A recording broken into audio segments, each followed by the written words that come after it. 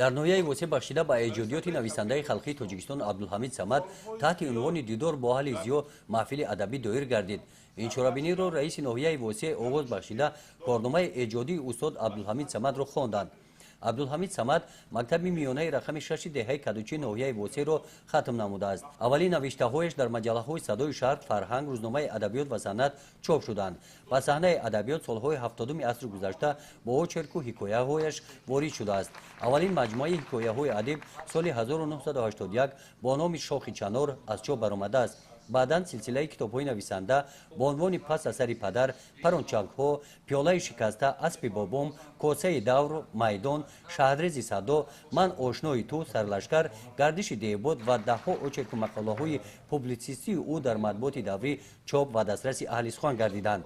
барои хизматҳои шоистааш абдулҳамид самад соли 1990 бо ҷоизаи давлатии тоҷикистон ба номи Абу Абдулло Рӯдакӣ сазовор гаштааст. соли 1999 ба унвони фахрии нависандаи халқии тоҷикистон мушарраф шудааст. дар маҳфили адабӣ бадеӣ дидор бо аҳли зиё шоирон Низом Қосим, Ҳақназар Ғоиб, Акбари Абдулло, Зафар Мирзоён ва Хосият Вализода аз эҷодиёташон шеърҳо хонданд.